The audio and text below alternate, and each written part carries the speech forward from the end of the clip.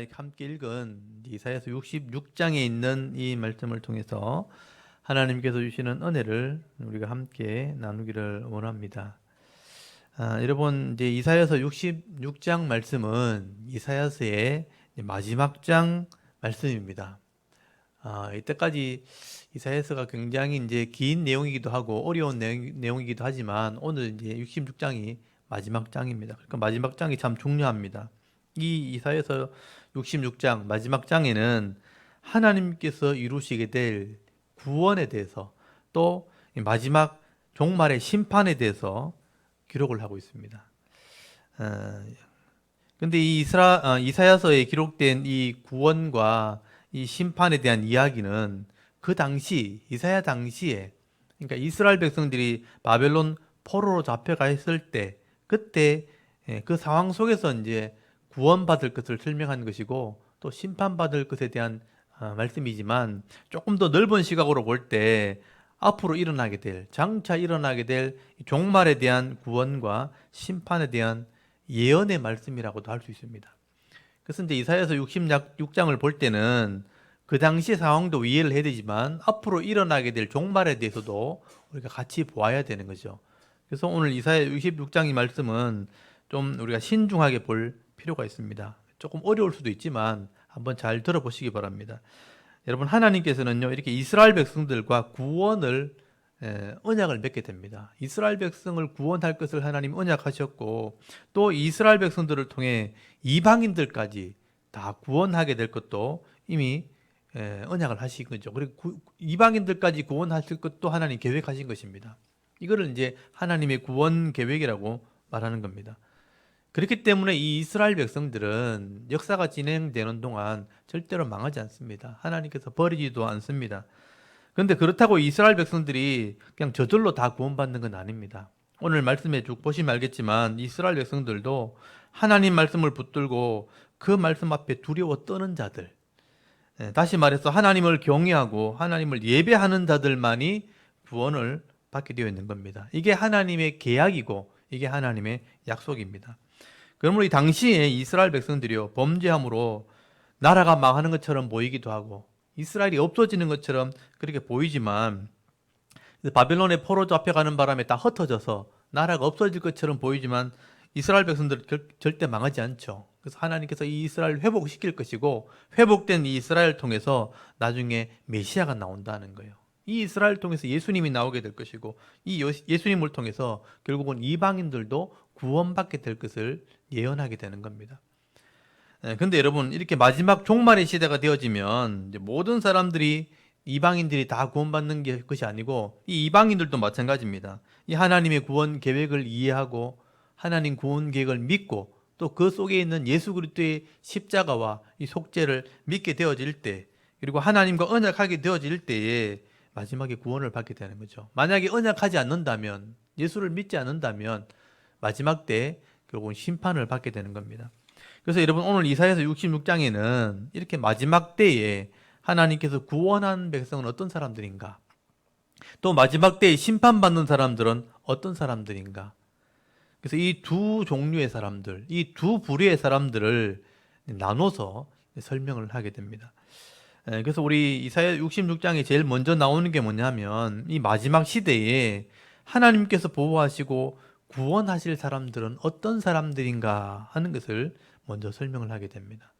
여러분, 하나님께서 구원하실 백성들은요, 하나님의 말씀을 붙들고 있는 사람들, 또 그 말씀대로 삶을 살려고 애를 쓰고 또 말씀대로 살지 못할 때 회개하는 자들이 하나님 백성들입니다. 그래서 오늘 이사야서 66장 1절에서 3절까지 말씀 한번 보십시오. 1절에 먼저 보시면, 이 당시에 성전을 막 아름답게 막 꾸미고 많은 재물을 갖다 바치고 이렇게 예배를 드리려고 하는 그런 사람들, 그런 사람들에게 하나님께서 원하시는 것은 사람들이 만든 이런 집이나 어떤 형식적인 이런 예배가 중요한 것이 아니라 하나님 말씀을 기억하고 하나님 말씀대로 순종하는 이 사람들, 말씀 앞에 떠는 사람들, 그 사람들이 내 백성이라고 말씀을 하게 됩니다.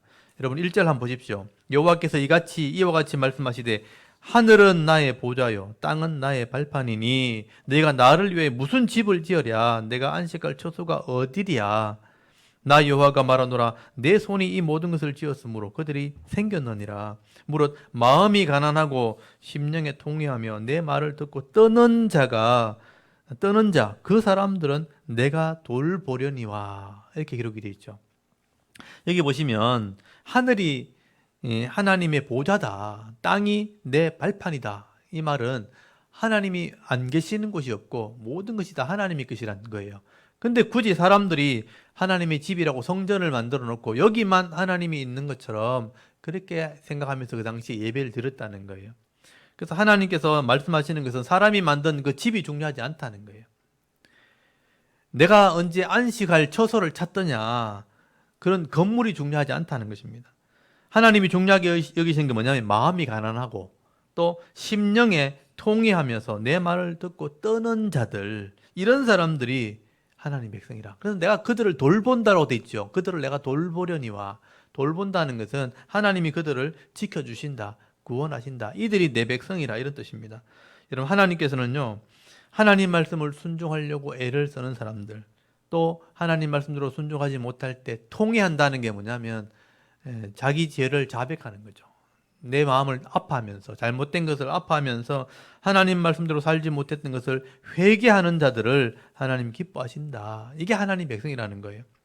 그런데 여러분, 3절에 보시면요, 이런 회개함 없이 예물을 갖다 바치고 또 예배 드린다 그러면서 분향을 하고 하는 사람들은 이거는 종교생활을 하는 거죠. 그래서 아주 심한 말을 하게 됩니다. 소를 잡고 양을 잡아서 하나님께 제물을 바치고 예물을 드리는 자라 할지라도 말씀대로 살지 않고 자기 욕심을 이루기 위해서 이렇게 예배를 한다면 그거는 그냥 살인하는 것과 똑같다. 그냥 살생하는 거죠. 짐승을 갖다 바치고 양을 바치고 소를 바치고 하는 것은 헛된 제사니까 소를 죽이는 살인에 가까운 거죠. 살인하는 것 같다. 그리고 돼지 피를 드리는 것과 같고 우상에게 찬송하는 죄와 같다. 그래서 거기 3절 끝으로 쭉 읽어보시면요, 그런 말씀이 나오죠. 소를 잡고 양을 바쳐서 제물을 바치는데 말씀대로 순종하지 않고 그렇게 한다는 것은 그냥 살인하는 거나 마찬가지예요. 그리고 돼지 피를 드리는 것 같다. 그러니까 불순종하는 죄와 부정한 것과 같다. 돼지 피라는 게 부정한 짐승을 말하는 거예요. 부정한 사람과 같다. 그리고 우상을 찬송하는 것 같다. 참 무서운 말입니다. 여러분, 우리가 예배가 잘못되면요, 우리가 하나님을 말씀대로 순종하지 않고 삶을 제대로 살지 않고 예배 드리는 것은 헛된 제사와 같다는 뜻이에요. 우리가 지금 교회를 크게 지어놓고 화려하게 꾸며놓고 온갖 악기를 동원해서 찬양을 하고 예배를 드린다고 하는데 내가 말씀대로 살지 못한다면 그거는 자기 길을 택하고 내 마음에 가증한 것을 기뻐하는 삶이 되는 겁니다. 그렇게 한다면 자기 만족을 위한 예배가 될 뿐이지 또 우상에게 예배하는 그런 죄를 짓는 것과 마찬가지라, 그런 뜻입니다. 그래서 여러분 4절 한번 보십시오. 나 또한 유혹을 그들에게 택하여 주며 그들이 무서워하는 것을 그들에게 임하게 하려니 이는 내가 불러도 대답하는 자가 없으며 내가 말하여도 그들이 듣지 않고 오직 나의 목전에서 악을 행하며 내가 기뻐하지 아니하는 것을 택하였음이라 하시니라. 겉으로는 제물을 바치고 분향을 하고 기도하고 예배한다고 하지만 하나님 말씀대로 살지 않을 때 보십시오. 내가 불러도 대답하는 자가 없고 내가 말해도 듣지 않는다면 또 악을 행하기도 하고 내가 기뻐하지 않는 것을 택한다면 그 사람은 복을 받을 수 없다는 거죠. 내 백성이 아니라는 것입니다. 여러분, 하나님 말씀도 듣지 않고 기도할 때 하나님 이름을 부르지 않는다는 것도 하나님 안 믿는다는 거예요. 하나님 이름을 부르지도 않고 하나님 목전에서 악을 행하고 하나님 기뻐하지 않는 것을 택하는 사람, 하나님의 은혜를 받을 수가 없는 거죠. 하나님 백성이 아닌 겁니다. 도리어 심판을 받게 될 겁니다. 그럼 어떤 사람이 하나님 백성인가? 여러분 5절 한번 잘 보십시오. 5절에 보시면요, 여호와의 말씀으로 말미암아 떠는 자들아, 그렇게 말씀하죠. 여호와의 말씀을 들을 때마다 두려워하는 사람, 떤다는 게 뭐냐면 두려워하는 사람, 이 말씀이 진리고 이게 하나님 말씀인데 하면서 두려워하는 사람, 여호와의 말씀으로 떠는 사람, 이 말씀을 지키려고 애를 쓰고 또 이 말씀 앞에 엎드리는 사람들. 그래서 좀 힘들긴 해도, 이 땅에서 좀 힘들긴 해도 하나님 말씀대로 순종하려고 할 때 하나님께서 그런 사람들을 지켜준다는 거죠. 그리고 하나님 갚아주시고 반드시 보복해 주신다. 여러분 5절 한번 보십시오. 여호와의 말씀으로 말미암아 떠는 자들아, 그의 말씀을 들을지어다 이러시기를 너희 형제가 너희를 미워하며 내 이름으로 말미암아 너희를 쫓아내며 이르기를 여호와께서는 영광을 나타내사 너희 기쁨을 우리에게 보이시기를 원하노라 하였으나 그들 이 괴롭히는 사람들은 수치를 당하리라 하셨느니라 그렇게 말씀을 합니다. 여러분 성도들이 세상 속에서 말씀대로 살면요 사람들이 우리를 미워할 때가 있다는 거죠. 정직하게 살아가고 또 성실하게 살아가는 걸 보면 세상 사람들은 그렇게 안 하니까 왜 너희들 잘난 척 하냐 그러면서 우리를 미워하기도 하고 쫓아내기도 한다는 것입니다. 그러면서 막 조롱한다는 거죠. 너희들이 하나님 믿는 게 기쁘다 그러는데 하나님 기쁜 게 뭔지 우리한테 한번 보여봐라 하고 막 조롱을 한다는 거예요. 사실 여러분 불신자들이 믿지 않는 사람들이 이 성도들에게 가끔 그런 말 할 때가 있죠. 하나님 한번 보여봐라. 하나님 살아계신 증거를 한번 보여봐라.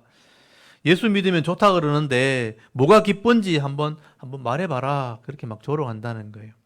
사실 이제 불신자들이 하나님 보여주면 믿겠다 하는 거는요. 조롱하는 겁니다. 실제로 보여준다고 믿을 사람들도 아니에요. 하나님이 없다고 생각하기 때문에 조롱하는 거죠. 하나님 무시하는 겁니다. 그래서 하나님께서는 이런 사람들에게 수치를 당하게 하겠다. 내가 보복해 주겠다. 원수 갚아 주겠다라고 말하는 거예요. 여러분 6절 한번 보십시오.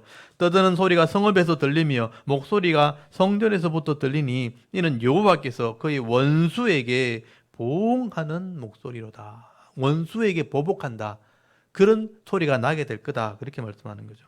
여러분 우리가 죄악된 세상 속에서 말씀대로 살고 인내하고 또 참기도 하고 사랑하고 섬기는 게 참 쉽지 않습니다. 그래서 신앙생활을 한다고 하면 때로는 미움받기도 하고 또 환난을 당하기도 하지만 여러분 하나님께서 모든 것을 다 알고 계신다는 거예요. 이걸 다 기억하고 계시고 그것을 다 계산하고 계신다는 것입니다. 그래서 때가 되어지면요 하나님 반드시 보복해 주십니다. 그게 심판한다는 거예요.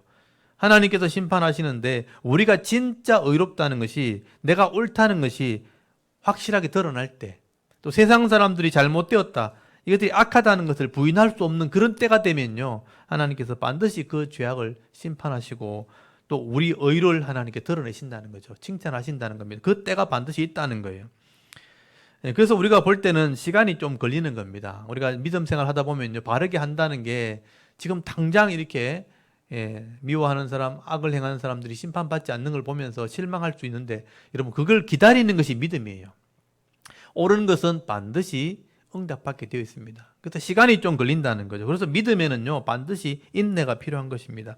그래서 성경에서 믿음은 인내를, 인내는 연단을, 연단은 소망을 이루게 되는 것이다 라고 표현을 하게 되는 거죠. 그러니까 우리 믿음이 맞다는 것을 증거하는 길은 인내가 있어야 증거가 되는 거예요.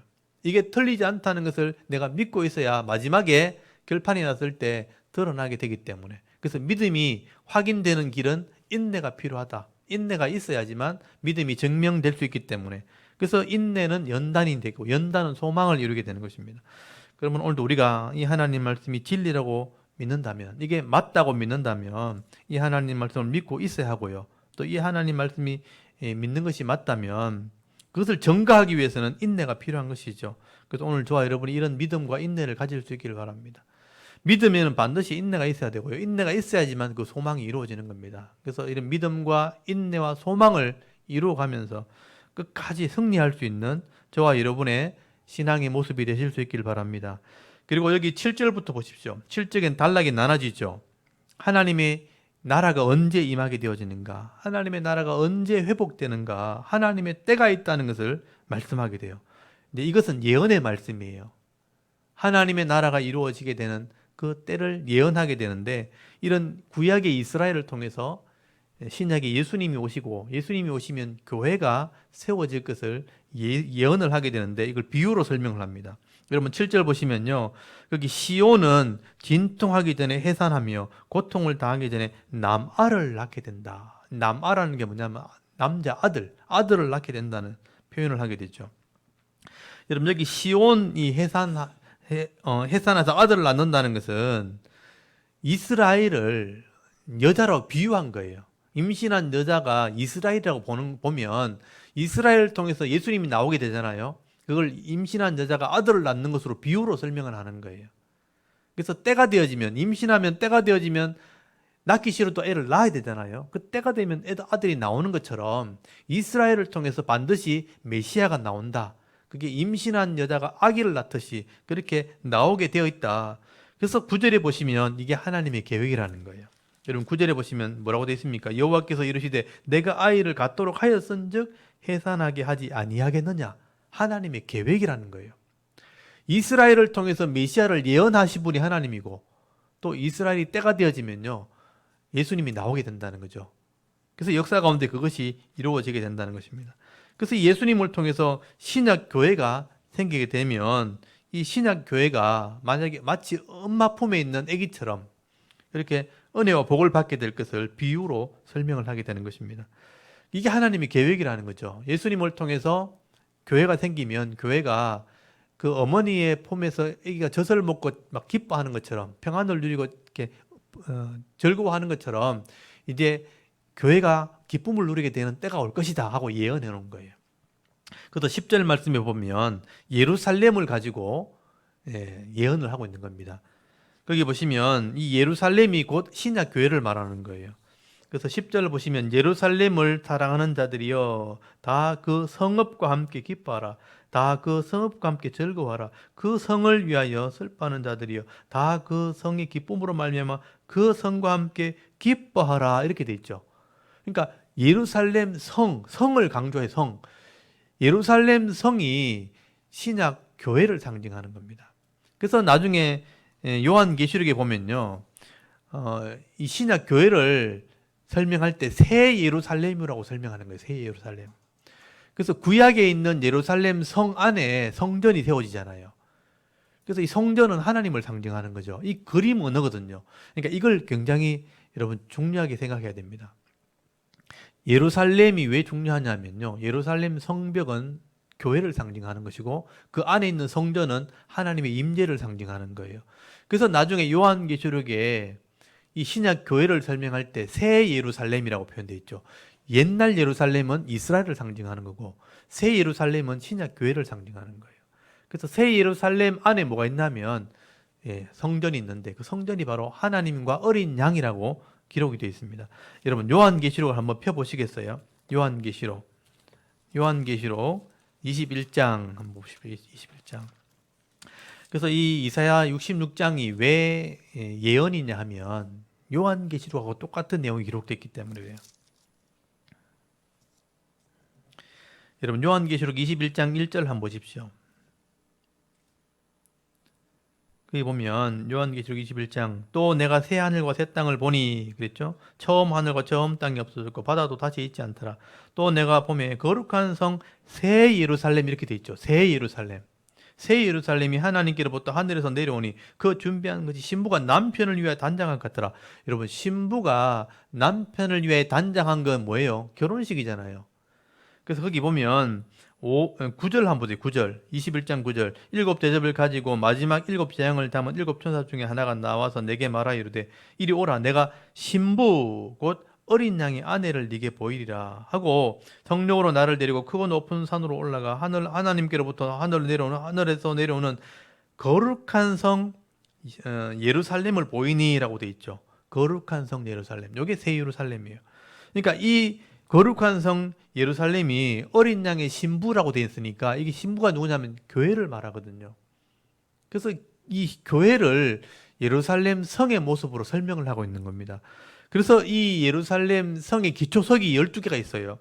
그러니까 보면 12절에 한번 보세요. 12절에 보면 성곽에 12문이 있고 거기 문에는 12이름이 기록되어 있는데 이스라엘 12지파 이름이 기록됐다고 되어 있고 14절에 성의 성곽에 12기초석이 있는데 그 기초석 위에는 어린 양의 12사도의 이름이 기록되어 있어요. 그러니까 12사도, 12지파 다 이스라엘과 이 12제자, 신약 교회를 상징하는 거예요. 그래서 10이라는 숫자를 가지고 교회를 설명하고 있는 겁니다. 그래서 이 거룩한 성 예루살렘 하는 것은 결국은 구약에는 이스라엘 백성을 상징하지만 신약에서는 신약 교회를 상징하는 거죠. 그래서 이제 예루살렘과 함께 기뻐하라는 것은 구약의 이스라엘 백성들이 구원을 설명하는 것이라면 새 예루살렘은 신약의 교회를 설명하는 것이니까 그 신약의 교회가 이 예루살렘 성과 함께 기뻐하는 것은 천국 간다는 것을 의미하게 되는 거예요. 그래서 함께 기뻐하라, 함께 즐거움을 나누라, 그렇게 표현하는 겁니다.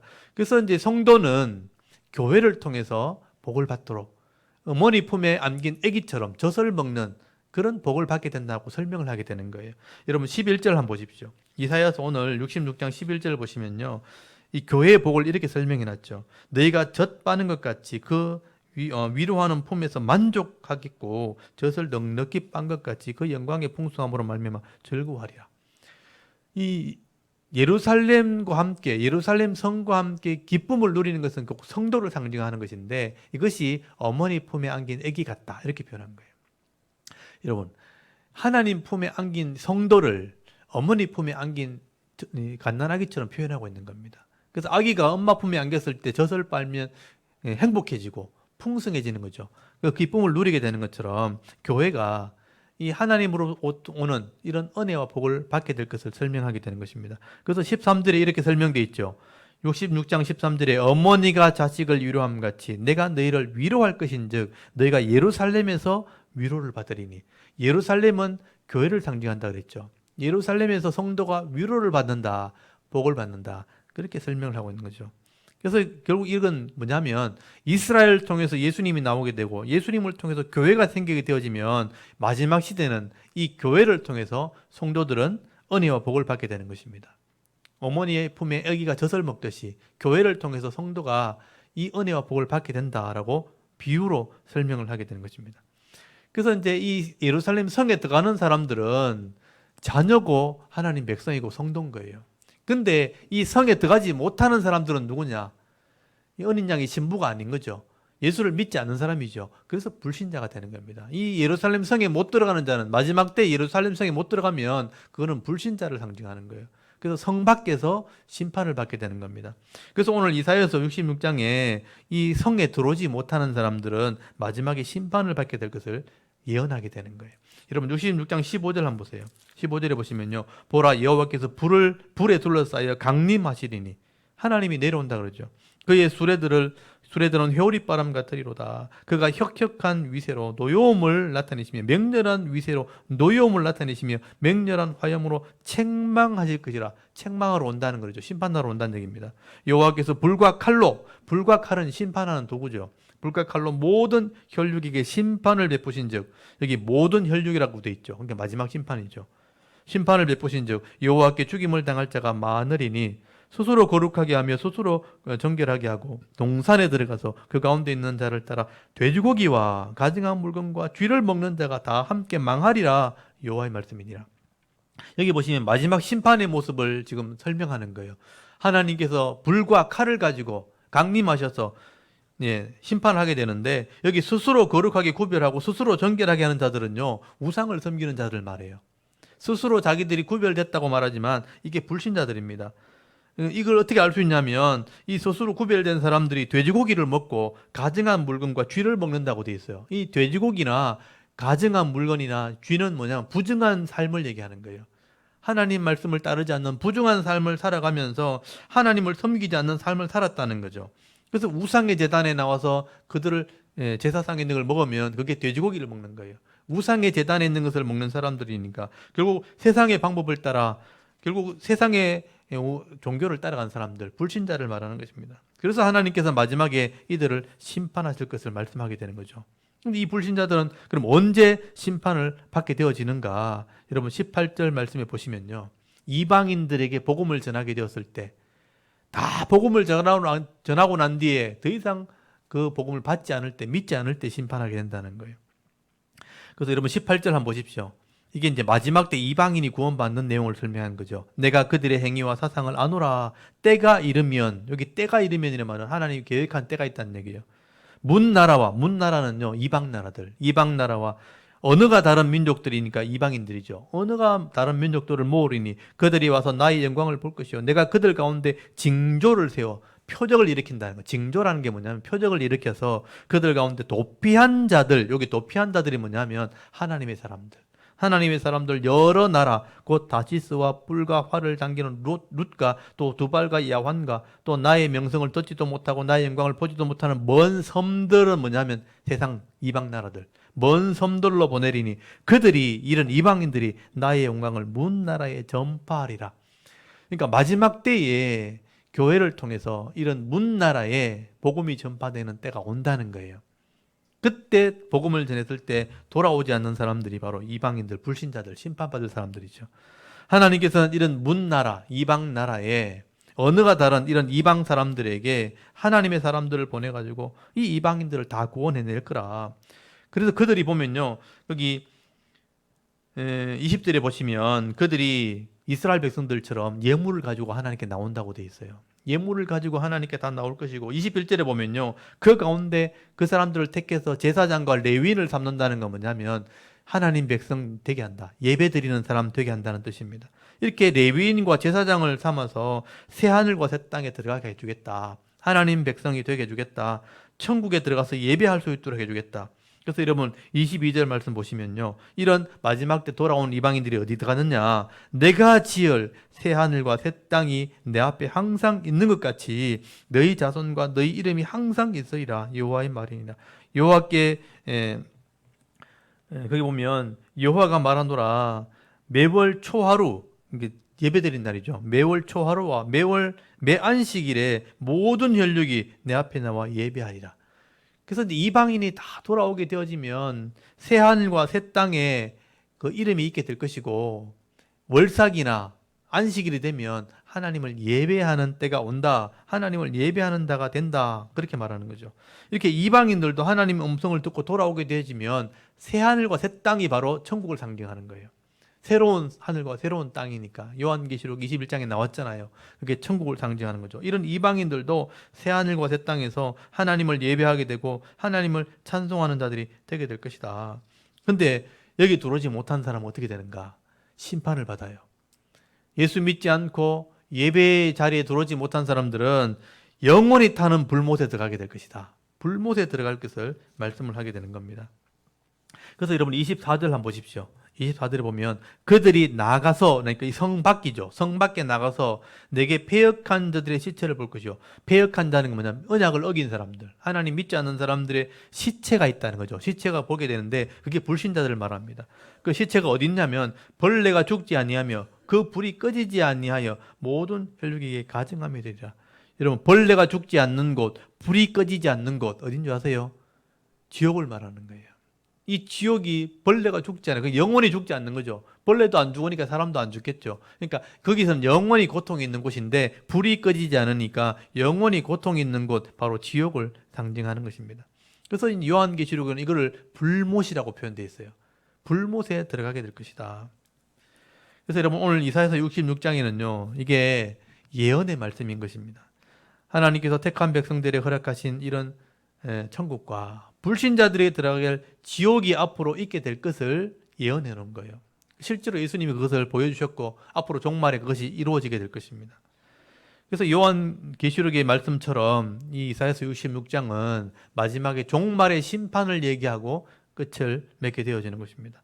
여러분, 이 말씀은 하나님께서 이 말씀을 마지막에 기록해 둔 이유가 뭐냐면, 이렇게 말씀을 들을 기회가 있고 돌아올 수 있는 기회가 있다면 빨리 돌아오라는 거예요. 마지막 심판이 준비되어 있으니까. 하나님이 새하늘과 새 땅도 준비해 놓고 마지막 불이 꺼지지 않는 지옥도 준비해 놨으니까 천국에 들어갈 수 있도록 기회가 될 때 돌아오라. 여러분, 하나님 말씀을 듣고 두려워 떠는 자들과 하나님의 이름을 부르는 자들은 하나님께서 구원하실 것이고, 끝까지 하나님 말씀을 듣지 않고 돌이키지 않는 자들은 반드시 이 불이 꺼지지 않는 곳에 들어가서 심판을 받게 된다는 겁니다. 여러분, 이 이사야의 예언이 실제로 예수님을 통해서 이루어진 거죠. 그 임신한 여자가 아기를 낳게 된다 그랬으니까 예수님이 태어났으니까 그건 이루어진 거잖아요. 예수님이 이 땅에 오셨고요. 또 이방인들이 지금 복음이 전하는 시대가 지금 되어졌잖아요. 우리가 이방인이고 예수 믿게 되었죠. 이제 땅 끝까지 복음이 전거되면 더 이상 이제 시간이 없는 거죠. 마지막 때까지 더 이상 돌아올 사람이 없게 되어지면 오늘 말씀에 있는 것처럼 마지막 종말의 심판이 있게 된다는 거죠. 이제 마지막 종말의 심판만 남은 거예요. 이방인들에게 복음이 땅끝까지 전거되어지고 더 이상 회개할 사람이 없게 되었을 때, 그때 이제 마지막 종말의 심판이 있게 되어지는 것입니다. 그러므로 우리가 이 말씀을 이해했다면 우리가 지금 해야 될 일이 뭐냐 하면 이방인들에게 복음을 전하는 겁니다. 끝까지 복음이 전거되어졌을 때 더 이상 회개할 사람이 없을 때 종말이 오기 때문에. 그래서 우리가 지금 해야 될 일은 이 하나님 말씀을 듣고 배워서 알지 못한 자에게 전하는 것이죠. 그리고 오늘 우리가 생명이 다하는 날까지 하나님을 경외하고 예배하는 삶을 살아야 되는 것입니다. 이 땅에 직장을 가지고 사업을 하든지 열심히 삶을 살아야 되겠지만 그 속에서 하나님을 예배하는 삶, 믿음으로 순종하는 삶, 또 복음을 전하는 삶을 우리가 살아야 되는 거죠. 그게 우리의 사명이라는 것입니다.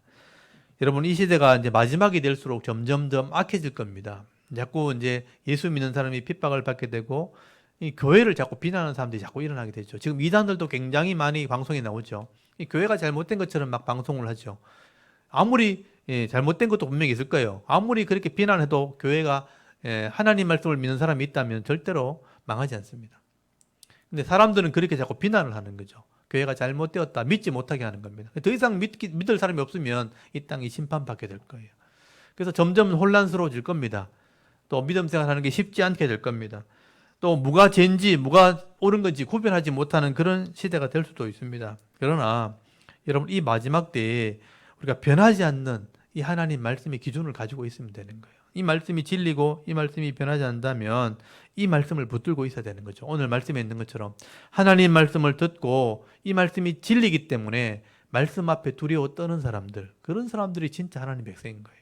그래서 마지막에 우리가 이 하나님 말씀을 붙들고 두려워하며 떠는 자들이 되어야 된다라고 말씀을 하게 되는 겁니다. 거기 2절 한번 보십시오. 66장 2절에 나 여호와가 말하노라 내 손이 이 모든 것을 지었으므로 그들이 생겼느니라. 무릇 마음이 가난하고 심령에 토기하며 내 말을 듣고 떠는 자 그 사람들은 내가 돌보려니와. 그렇게 돼 있죠. 하나님 말씀을 들고 이 말씀을 들으면서 떠는 사람들, 두려워 떠는 사람들, 이 사람들이 바로 하나님의 백성이 되는 것입니다. 그래서 여러분, 이 하나님 백성이 되어 예배하는 사람들은 어떤 복을 받게 되는가? 여러분 12절 한번 볼까요? 66장 12절에 여호와께서 이와 같이 말씀하시되 보라 내가 그에게 평강을 강같이 그에게 문나라의 영광을 넘치는 시내같이 주리니 내가 그 성읍에 젖을 빨 것이며 내가 옆에 안기어 내가 옆에 안겨 그 무릎에서 놓을 것이라. 그렇게 기록이 되어 있죠. 여기 보면 하나님 앞에 예배하고 그 말씀 앞에 떠는 사람들은 평강이 강같이 흐르게 될 것이다. 평강이 우리 마음 가운데 강같이 흐르게 될 것이고 또 이 문나라의 영광을 넘치는 시내같이 우리에게 주게 될 것이다. 그래서 성읍에 젖을 빨 것이라. 이 성읍이 아까 예루살렘 성이라고 그랬죠. 교회를 상징한다 그랬죠. 교회에서 은혜를 누리게 될 것이다. 아기가 엄마의 젖을 먹으면 만족함을 누리는 것처럼 이 교회를 통해서 성도들이 복을 받게 될 것을 말씀하게 되는 거죠. 이게 우리 마지막 시대 우리 성도들이 해야 할 일입니다. 그러니까 하나님 말씀을 두려워하고 이 말씀을 우리가 들을 때마다 두려워 떨고 또 이 하나님 말씀대로 순종하려고 애를 쓰게 되어지면 하나님이 평강으로 우리를 지켜줄 것이고 하나님의 영광을 강같이 누리게 할 것이다. 그렇게 말씀하고 있는 겁니다. 오늘도 이 말씀을 보고 묵상하시면서 하나님이 계획하신 이 하나님 나라를 여러분 볼 수 있기를 바랍니다. 그래서 이사야 66장은 이렇게 마지막에 성도들이 어떻게 구원을 받게 될 것이고 불신자는 어떻게 심판하게 될 것을 미리 예언해 놓은 겁니다. 그래서 신약을 보면서 우리가 하나님의 뜻이 이루어졌다는 것을 여러분 믿을 수 있기를 바랍니다. 그래서 오늘도 우리가 이 마지막이 어떠한지를 우리가 깨달으셔서요. 오늘도 말씀 앞에 엎드리며 하나님을 경외함으로 예배하는 자의 삶을 사시고요. 또 하나님 말씀을 순종하는 삶을 살아감으로 이 땅에서는 하나님께서 주시는 이런 위로와 평강을 받아 누리고 또 끝까지 이 믿음의 경주를 달려갈 수 있는 저와 여러분의 이런 영적인 삶의 모습이 되실 수 있기를 주의 이름으로 축원합니다. 아멘. 우리 잠깐 기도드리겠습니다. 하나님 은혜를 참 감사.